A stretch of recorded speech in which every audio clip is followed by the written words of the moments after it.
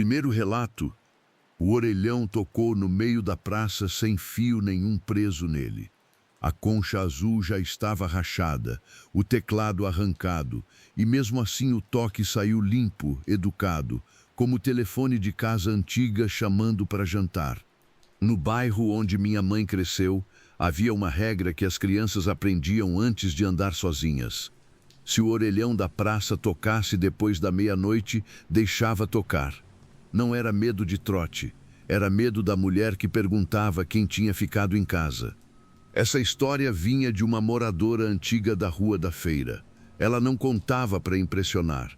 Contava como quem ensina endereço perigoso. Passa longe, atravessa antes, não dá conversa. Ela vendia bolo de milho na janela e sabia de tudo sem sair da cadeira. Dizia que o orelhão começou a tocar depois que uma telefonista do posto público morreu ali perto, muitos anos antes. Outros juravam que era anterior, coisa de família desaparecida, de casa fechada, de chave deixada no trinco. Ninguém concordava na origem. Mas todo mundo concordava numa parte. A mulher do telefone não entrava se ninguém confirmasse a casa. O caso que fez a regra ficar séria foi com um rapaz que voltava do baile com 2 amigos. O bairro ainda tinha muita casa de muro baixo naquela época e todo mundo sabia a rotina de todo mundo. Justamente por isso, confirmar quem estava sozinho era quase entregar uma chave. Chovia fino desses chuviscos que deixam a camisa grudada e a rua brilhando. A praça estava vazia, bar fechado. Igreja apagada, o orelhão tocou quando eles passaram. Os amigos mandaram deixar.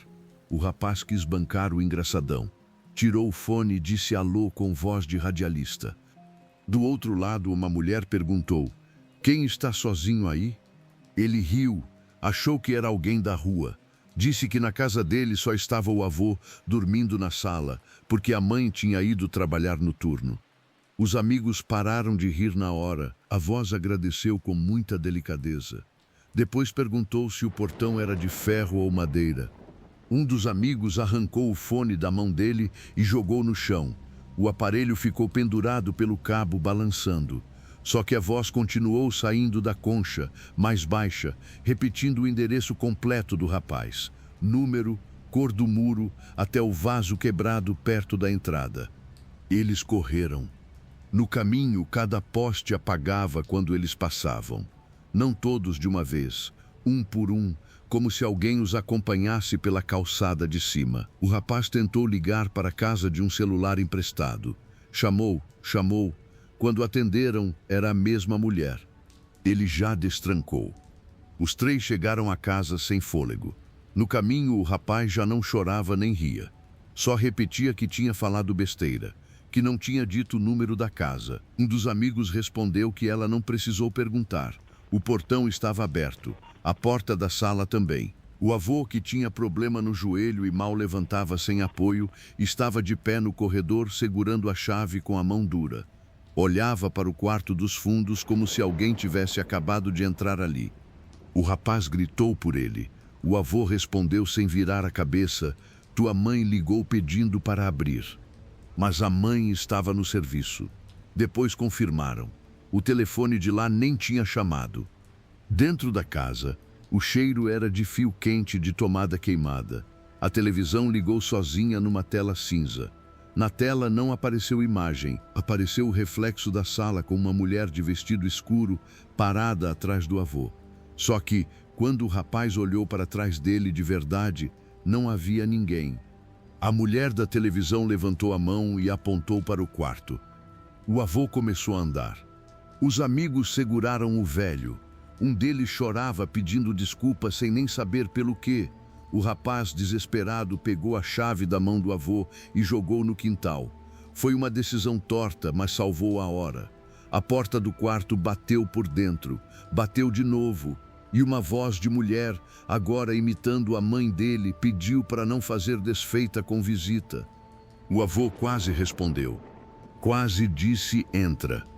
O rapaz tampou a boca dele e ficou assim, os 2 no chão da sala, enquanto os amigos empurravam o sofá contra o corredor.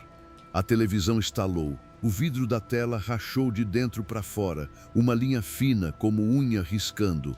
A casa inteira ficou sem luz. Quando a energia voltou, minutos depois ou uma hora, ninguém sabe, o quarto dos fundos estava vazio, a janela fechada. Só o fio do telefone fixo tinha sido puxado para dentro do armário, enrolado várias vezes, formando um nó que parecia uma trança.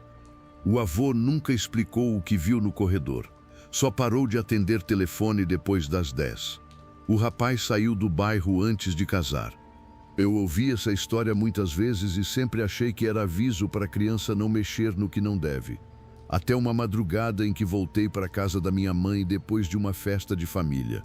Meu primo vinha comigo.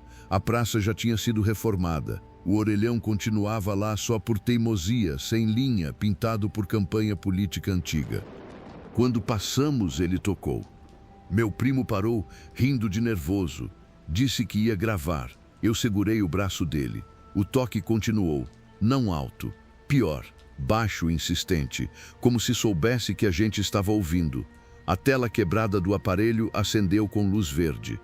Era a tela antiga naquele modelo. A frase apareceu assim mesmo, com firme ocupantes. Meu primo sussurrou o nome da minha mãe sem querer. Eu empurrei ele para longe e senti alguma coisa puxar a barra da minha camisa, de leve como o dedo pedindo atenção. Corremos até em casa, trancamos portão, porta, janela, tudo. Dentro do quarto, meu celular começou a tocar.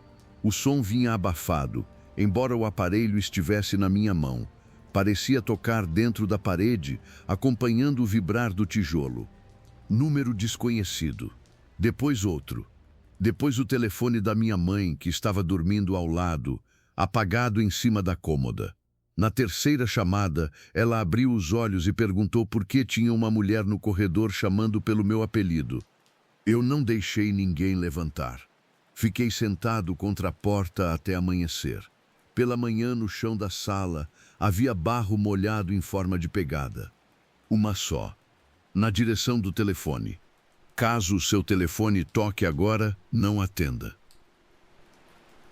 Caro ouvinte, bem-vindo ao Rádio Noturno. Já passou por algo assustador? Se quiser ver sua história narrada aqui, nosso e-mail está na descrição. Quem sabe, o próximo relato seja o seu. Segundo relato. A senha número 0 saiu da impressora desligada. Ninguém tinha encostado nela. O posto de saúde estava sem energia desde a tempestade. Mas o papel veio quente, enrolando sozinho, com uma frase carimbada em azul. Aguarde ser chamado pelo nascimento. Minha tia trabalhou muitos anos limpando um posto antigo numa cidadezinha do interior de São Paulo. Antes de ser posto, o prédio tinha sido maternidade. Era daqueles lugares com corredor comprido, janela basculante e piso vermelho que nunca parece limpo de verdade. Durante o dia, fila de vacina, curativo, gente tossindo, criança correndo. Depois das 6, só o eco dos armários e o cheiro de álcool grudado na parede. A lenda era sobre a enfermeira do cadastro. Minha tia dizia que todo prédio que recebe muita gente assustada acaba guardando alguma coisa, mas aquele guardava de um jeito organizado, como repartição. Não tinha nome fixo, uns chamavam de moça do livro. Outros diziam parteira. Ela aparecia nas madrugadas de chuva, sentada atrás do balcão fechado, pedindo documento de quem entrava. Não atacava sem antes oferecer uma ficha. Era isso que assustava. Parecia educada demais, educada de um jeito errado. Minha tia falava que coisa ruim, quando aprende a usar balcão e carimbo, dá mais medo do que porta batendo. O caso que minha tia contava aconteceu com um homem que levou a esposa grávida para esperar ambulância. Não era parto ainda, era pressão alta, tontura, essas coisas que fazem família correr sem pensar.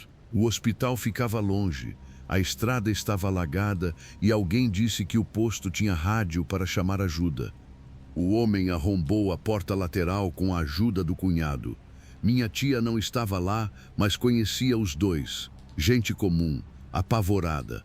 A mulher sentou num banco da recepção respirando curto e o cunhado foi procurar telefone nos fundos.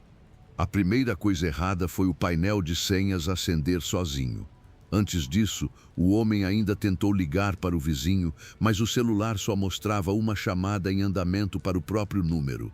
Ele ouviu o toque vindo de dentro da sala de vacina e desligou com a mão tremendo. 0. Depois veio o barulho da impressora. O homem achou bom sinal. Pensou que a energia tinha voltado em alguma fase.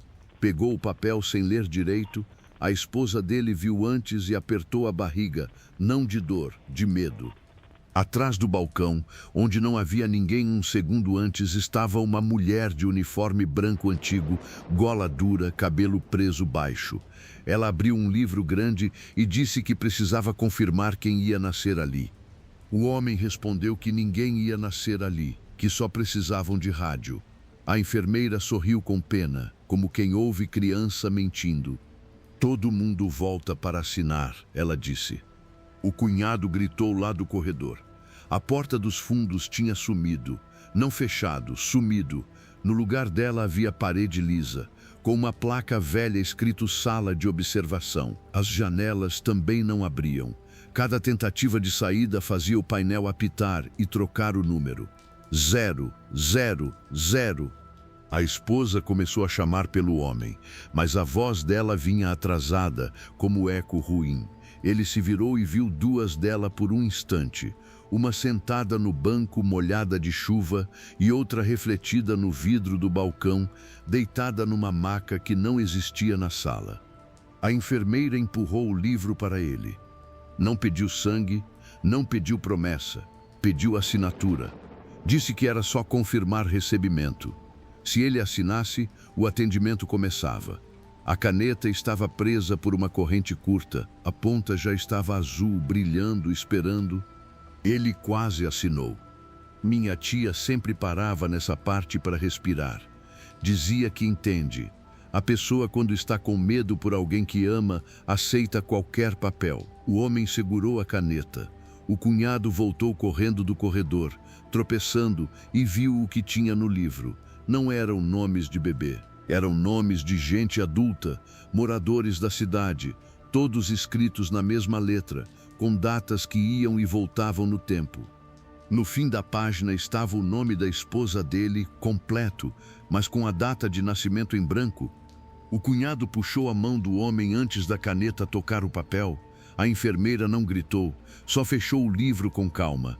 As luzes do corredor acenderam uma por uma, indo para o fundo, como se mostrassem o caminho que eles tinham acabado de recusar.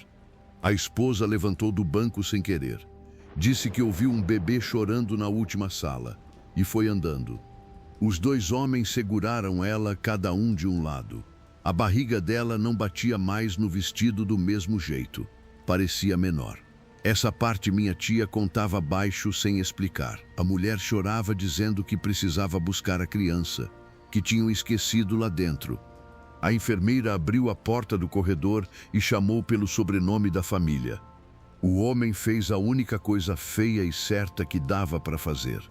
Derrubou a própria esposa no chão junto com ele, abraçando por trás, enquanto o cunhado quebrava o vidro da recepção com um extintor. Eles saíram pelo buraco se cortando de leve, nada grave, só o bastante para deixar marca no azulejo.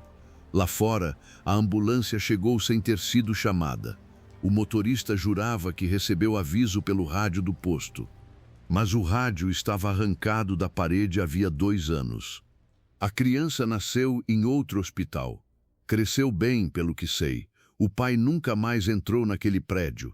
Minha tia ficou até ele fechar, depois que construíram unidade nova na avenida. Quando derrubaram o posto, acharam debaixo do balcão um livro de capa preta, mofado. Não tinha registro oficial, só páginas de assinatura, algumas em branco, outras com nomes que as famílias juravam nunca ter escrito.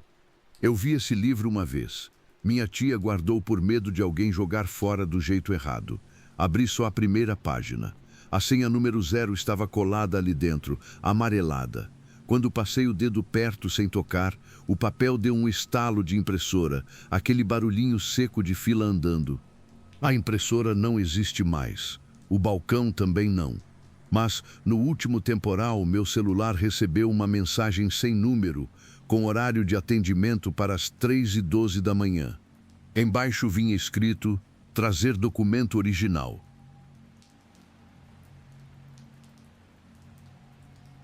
Terceiro relato. O pó de giz apareceu no banco de trás do meu carro 3 dias depois da demolição da escola. Não era sujeira de obra. Era uma linha fina, reta, formando a palavra presente em cima do estofado, bem onde ninguém tinha sentado desde que eu voltei daquele povoado. Essa história quem me contou foi uma merendeira antiga, dessas que lembram o nome de aluno pelo jeito de segurar o prato. Ela trabalhou na escola municipal de uma comunidade pequena, entre Canavial e Estrada de Barro, no interior de Alagoas. O prédio tinha 2 salas, uma cozinha apertada e um pátio com uma caixa d'água de cimento no fundo. À noite o lugar ficava tão escuro que até cachorro evitava passar por baixo das janelas. A lenda ali era simples. Depois das 10, se alguém ouvisse chamada vindo da sala maior, não podia responder, nem brincando. A professora que chamava não estava viva havia muitos anos, mas a lista dela continuava aumentando. A merendeira dizia que o primeiro caso que fez o povo respeitar aquilo aconteceu com um vigia novo e 2 rapazes que entraram para pegar bola. Não eram ladrões. Um deles era sobrinho do vigia, desses meninos grandes que fazem besteira por vergonha de voltar sem provar coragem. A bola tinha caído no pátio durante a tarde e eles juravam que seria coisa de 5 minutos. O vigia abriu o portão pequeno e deixou a lanterna apontada para o chão. Já tinha ouvido a regra, claro, mas achava conversa de gente velha. O primeiro sinal veio da cozinha. Um prato bateu sozinho no balcão, uma batidinha seca, como se alguém tivesse servido merenda. O sobrinho riu baixo. A risada dele morreu quando outra batida respondeu da sala maior. Depois veio a voz. Não era grito nem sussurro, era voz de mulher cansada, de professora que já repetiu aquilo 100 vezes. Chamou um nome antigo. A merendeira lembrava porque tinha sido aluno de verdade, morto afogado num açude antes dela nascer. O vigia ficou parado, com a chave na mão. Os 2 rapazes se encostaram nele. A voz chamou outro nome, depois outro. A cada nome, uma carteira arrastava um palmo dentro da sala fechada. O sobrinho falou para irem embora. Aí a professora chamou o apelido dele, não o nome de registro. Chamou do jeito que só a mãe dele usava quando estava brava. O menino começou a tremer. Disse que alguém da rua devia estar escondido ali. O vigia tentou destrancar o portão, mas a chave girou mole, sem pegar nada, como se o miolo tivesse virado água. A lanterna apagou. No escuro, a porta da sala abriu um dedo. Saiu cheiro de caderno úmido e café frio. A mulher lá dentro disse: só falta responder. O outro rapaz, apavorado, quase falou presente por impulso. A merendeira disse que ele abriu a boca mesmo, feito aluno obediente. O vigia enfiou a mão no rosto dele e apertou tão forte que o menino chorou sem som. Foi isso que salvou os 3 naquele minuto. Só que a coisa aprendeu. A chamada parou. A voz mudou de sala. Veio da cozinha, depois do corredor, depois de trás deles, no pátio. Sempre a poucos passos, chamando o mesmo apelido cada vez mais parecida com a mãe do garoto. O vigia empurrou os 2 para a janela da secretaria, que tinha grade velha. Eles chutaram a madeira até abrir. Enquanto faziam isso, o quadro da sala maior começou a riscar sozinho. Não dava para ver inteiro. Só o rangido do giz no quadro, duro, apressado. Quando a lua entrou por uma fresta, eles enxergaram uma parte. O sobrenome do sobrinho estava escrito várias vezes, descendo em colunas, como se a professora estivesse treinando a letra. O vigia conseguiu passar os rapazes pela janela. Quando foi a vez dele, a voz chamou o seu responsável. Não chamou o nome, chamou o cargo, e isso fez ele hesitar. Homem adulto tem dessas burrices. Ele achou que precisava mostrar que não tinha medo. A merendeira me contou que ele respondeu: quem tá aí? A escola inteira respondeu junto. Todas as carteiras bateram no chão. A caixa d'água do pátio começou a transbordar água escura, mas não caía para fora. A água subia pela parede contra a gravidade, entrando pelas janelas. Os rapazes puxaram o vigia pela camisa. Ele saiu perdendo uma sandália e a chave, e os três correram até a primeira casa acesa. No outro dia, a sala maior estava trancada por dentro. No quadro havia uma lista nova.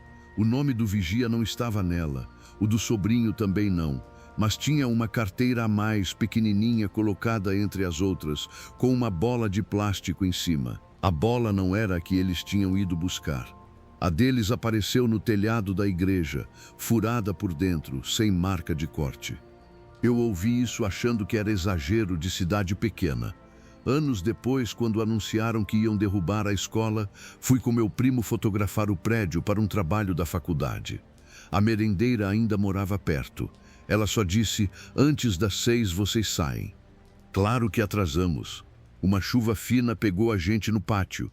Meu primo quis fazer a última foto da sala maior. A porta já não tinha fechadura, mas estava pesada. Quando ele empurrou, uma carteira arrastou lá dentro. Ele riu nervoso. Eu senti minha língua secar. Do quadro quebrado veio um risco branco devagar. Uma letra, depois outra. Não escreveu meu nome, escreveu o sobrenome da minha mãe, que naquela cidade quase ninguém conhecia. A voz de mulher perguntou se a turma podia começar. Meu primo levantou a câmera. Quase respondeu uma gracinha. Quase. Eu bati na mão dele com tanta força que a câmera caiu e a lente trincou. Saímos correndo pelo pátio, mas o portão, que estava aberto, agora tinha uma corrente nova. Nova mesmo, brilhando na chuva. A saída foi pela janela da cozinha. Rasguei a perna no ferro, nada sério, só corte de ferrugem. O que me incomodou foi ouvir, enquanto eu passava, uma cadeira sendo puxada atrás de mim com cuidado, como se alguém estivesse separando meu lugar para o dia seguinte. A escola caiu naquela semana. No terreno fizeram um posto pequeno de atendimento. Só que ninguém marca consulta no último horário. A merendeira morreu sem explicar por que guardava, numa lata de biscoito, uma chamada antiga com nomes que não apareciam em cartório nenhum. Meu primo ainda tem a câmera quebrada. A última foto saiu quase preta. Dá para ver só um pedaço do quadro. E, no canto de baixo, uma mão de giz segurando a chamada aberta. Se você curte esse tipo de relato, segue o canal e deixa o seu like. E depois me conta nos comentários de onde você é e que horas está ouvindo isso. Agora, respira fundo, porque o próximo relato é ainda pior. Quarto relato.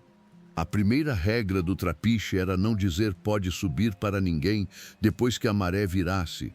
Parece bobagem até você ver uma escada molhada por pegadas que começam no último degrau e continuam para dentro da sala trancada. Quem me passou essa história foi um canoeiro velho, quando trabalhei 2 férias descarregando gelo e caixa de peixe num distrito de mangue no litoral do Maranhão. Ele não gostava de assustar turista, falava pouco, cuspia no rio e consertava a rede com os dedos tortos. Mas quando a neblina descia antes da meia-noite, ele tirava todo mundo da beira d'água. A mulher do trapiche, segundo ele, não aparecia todo dia. Aparecia quando a maré subia sem vento e o mangue ficava quieto demais. Não vinha boiando, não vinha de barco. Subia andando pelo lodo, vestida com uma roupa clara grudada no corpo, carregando uma sacola de pano. A pessoa via e pensava que era alguém perdido, machucado, precisando atravessar. O erro era responder como se ela fosse gente. O canoeiro dizia que ajuda também tem palavra certa. A pessoa podia jogar corda, podia deixar lamparina acesa, podia rezar do jeito que soubesse, só não podia chamar para dentro da embarcação, porque convite no mangue virava permissão. E permissão era coisa que a água guardava. O canoeiro contou o caso de um rapaz que trabalhava na balsa antiga com o pai. A balsa era pequena, de cabo. dessas que cruzam um braço de rio levando moto, gente e saco de farinha. Numa noite de festa no povoado vizinho, os dois ficaram até tarde fazendo travessia extra. Chovia pouco. O rádio de pilha falhava. O pai percebeu primeiro que os caranguejos tinham sumido do barranco. Depois viram a mulher. Ela estava parada no fim da ponte de madeira. Mas o detalhe que fez o pai desligar o motor foi a roupa dela. Não pingava para baixo. A água escorria para cima, subindo pelo tecido e entrando no cabelo. Mesmo assim, a sacola de pano parecia seca. O rapaz pegou a lanterna e perguntou se ela queria atravessar. O pai deu um tapa no braço dele. A mulher sorriu sem mostrar dente. Disse que só precisava subir. O pai mandou o filho soltar a corda devagar, sem olhar para ela. Mas o menino tinha uns 18 anos e aquela coragem idiota de quem acha que o velho exagera. Disse que não dava para deixar uma mulher sozinha ali. Deu 2 passos na direção da passarela. A balsa afundou um palmo. Não entrou água pelo casco. A água apareceu por dentro, brotando entre as tábuas, gelada, com cheiro de roupa guardada. O pai puxou o filho pelo cós da calça. A mulher continuou parada, paciente. Pediu de novo, me chama. O rapaz perguntou o nome dela. O pai quase caiu de joelhos, porque ali todo mundo sabia que nome era uma porta. A mulher inclinou a cabeça e respondeu com o nome da mãe do rapaz, que estava viva, dormindo em casa. A voz era igual até no jeito de engolir o fim das palavras. O filho começou a chorar de raiva.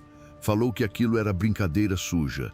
Atravessou metade da passarela antes do pai conseguir abraçar a cintura dele. Do lado do barranco, a mulher botou uma mão no corrimão. A madeira apodreceu na hora. Não quebrou com estrondo. Virou pó úmido debaixo dos dedos dela. O pai entendeu o preço. Se ela subisse, alguém ficava no lugar. A balsa não atravessava vazia.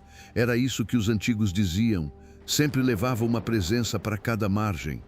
Ele largou a corda de segurança e empurrou a balsa com o remo contra a corrente. O cabo principal esticou, gemeu, quase arrancou o poste. A mulher deu o primeiro passo na passarela que já nem existia inteira. O pé dela não afundou, parou em cima do espaço vazio. O rapaz abriu a boca. Pode. O pai meteu o ombro nele e os dois caíram dentro da balsa. A palavra ficou pela metade. Mesmo assim, a coisa ouviu o suficiente para mudar de estratégia. A voz da mãe dele veio de dentro da cabine, não mais do barranco. Filho, abre aqui. A porta da cabine estava fechada com trinco por dentro. Só que a voz estava lá, e junto dela veio um som de sacola sendo torcida, pano molhado apertado por mãos fortes. O motor apagou. A balsa parou no meio do rio. O pai pegou o facão de cortar cabo, não para bater em ninguém, mas para quebrar o cadeado da caixa de ferramentas. Tirou de lá um punhado de sal grosso que guardava embrulhado em jornal. Jogou nos 4 cantos da balsa e mandou o filho prender a respiração. A cabine bateu uma vez, 2. Na terceira, o trinco abriu por dentro. Ninguém saiu. Só a sacola de pano caiu no assoalho, seca. Dentro havia uma sandália infantil, um terço sem cruz e uma ficha de travessia com o nome do rapaz escrito em letra bonita. A ficha estava molhada nas bordas, mas o nome continuava seco, como se tivesse sido escrito por baixo do papel. Quando a maré baixou, eles chegaram do outro lado sem saber como. O pai queimou a ficha na boca do fogão. O filho ficou 3 dias sem falar. Depois largou a balsa e foi trabalhar em construção longe do rio. Eu escutei isso rindo por dentro até a noite em que precisei buscar uma bateria no depósito do Trapiche.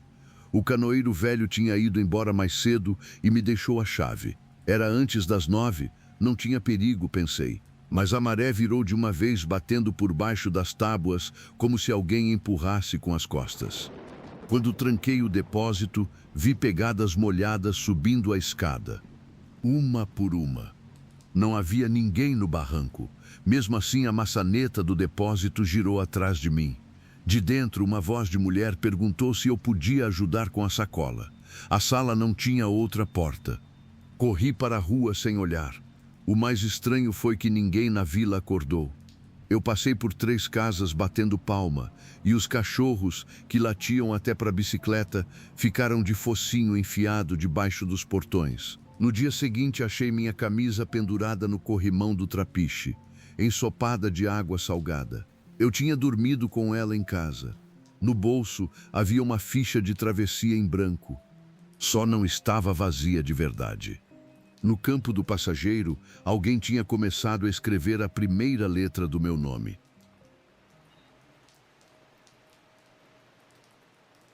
Quinto relato. A fita métrica saiu por baixo da porta como uma cobra mansa e parou na ponta do meu sapato. Não avançou de uma vez, só encostou medindo meu pé em silêncio, enquanto uma mulher do outro lado perguntava qual era a minha altura. Essa história circulava em torno de um cinema velho no centro de uma cidade do interior do Espírito Santo. Quando criança, eu achava bonito o prédio, mesmo fechado.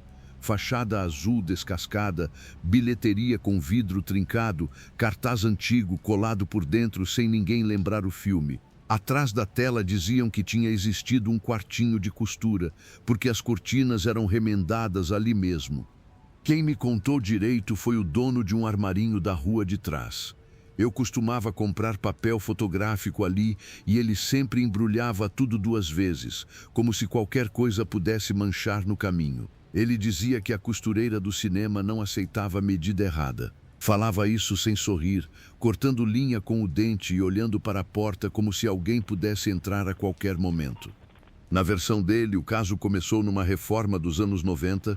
O cinema já estava fechado, mas a prefeitura queria usar o salão para apresentações de escola. Chamaram pedreiro, eletricista e uma mulher para avaliar as cortinas do palco. As cortinas eram pesadas, roxas, comidas de mofo. O plano era jogar tudo fora. O problema foi que quando o eletricista subiu no palco, a cortina abriu sozinha 1 palmo. Atrás dela não tinha nada além de parede e poeira. Mesmo assim, uma voz feminina perguntou se era para bainha curta ou comprida. O homem desceu na mesma hora, o pedreiro riu dele, claro. Sempre tem um que ri antes de ficar branco. No dia seguinte, a mulher chamada para a reforma entrou com uma prancheta e uma tesoura grande. Era experiente, mexia com fantasia de quadrilha, uniforme de escola, roupa de igreja. Disse que a cortina dava para salvar se lavasse direito. Aí uma agulha caiu do alto do palco, em pé, cravada no assoalho entre os pés dela. O armarinho inteiro ouviu quando ela voltou para comprar linha grossa. Estava nervosa, mas não queria admitir. Falou que tinha corrente de ar. Comprou 3 carretéis. O dono tentou avisar para não medir nada depois de escurecer. Ela respondeu que fantasma não pagava conta. À tarde, uma menina da prefeitura ficou para ajudar. Não devia ter ficado. A luz acabou antes das 6 e as 2 resolveram terminar o levantamento com lanterna.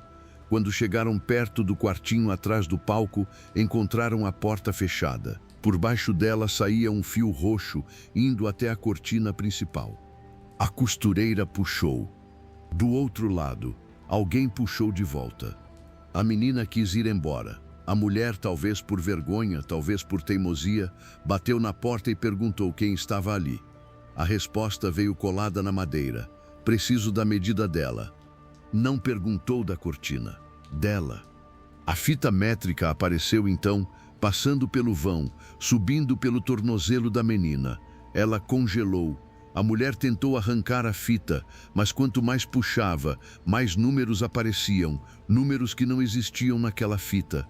190, 210, 300, como se medisse uma coisa maior que um corpo. A menina abriu a boca para dizer sua altura. A costureira tampou a boca dela com a própria mão. Fez certo. A voz do quartinho ficou doce, quase ofendida, dizendo que sem medida não dava para cortar. A porta do cinema bateu na frente, depois a lateral, depois as janelas altas, uma por uma. O prédio foi se fechando como caixa.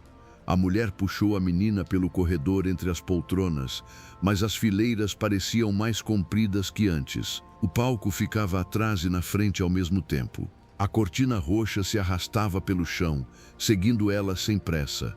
Quando chegaram à bilheteria, o vidro estava coberto por marcas de dedo do lado de fora. Gente nenhuma na calçada. Só as marcas frescas, como se muitas mãos pequenas tivessem procurado ingresso. A costureira fez a menina passar pela abertura da bilheteria.